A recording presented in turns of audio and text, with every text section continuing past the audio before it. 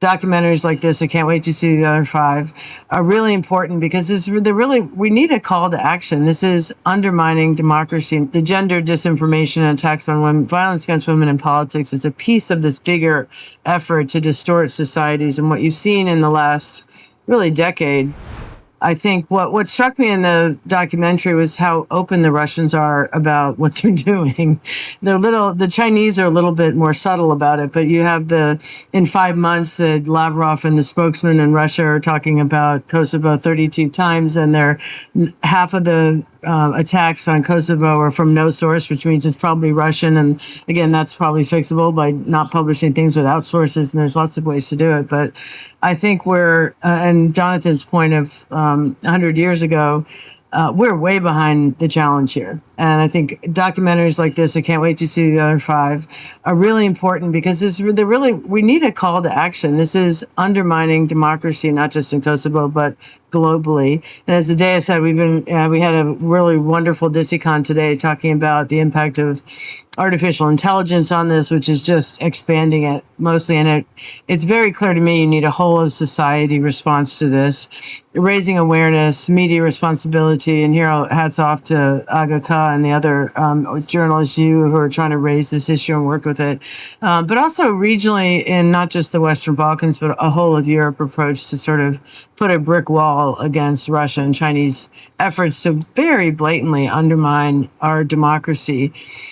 And probably the most pernicious piece of this is the one you just mentioned today, which is the gendered attacks on women at all levels of society, but particularly women in politics. They don't even hide it. We talked about today a lot of women whose children were threatened, whose livelihood are undermined. I mean, I really admire every woman in Kosovo who is willing to run that gauntlet and get into politics, because there's just one hurdle after another trying to be in there, whether it's focusing on your looks or why you're not home with your family or the patriarchal norms that say you shouldn't even be in politics. It's hard.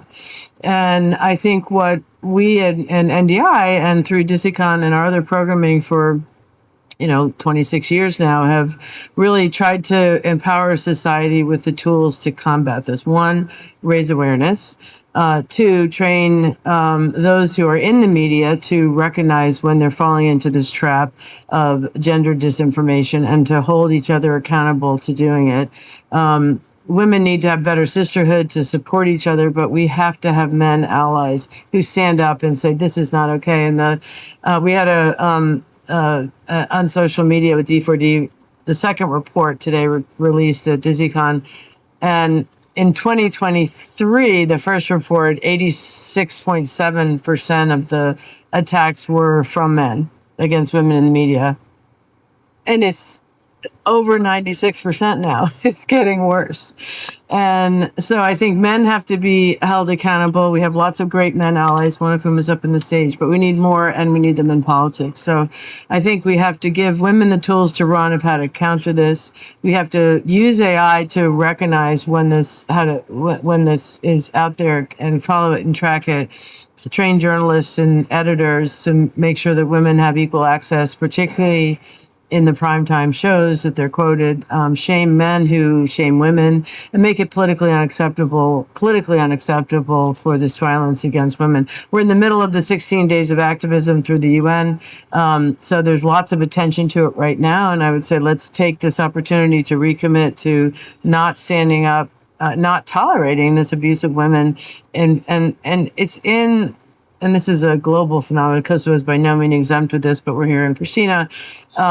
Kosovo is diminished every time a woman is attacked. Every time a woman chooses not to run because they don't want to put their family at risk. Every time a woman can't go to work because they don't have childcare. So it's an all of society effort where men have to understand that once women are at the table, the society is much stronger. So thank you for the question. And I would really say that the gender disinformation and attacks on women, violence against women in politics is a piece of this bigger effort to distort societies. And what you've seen in the last really decade,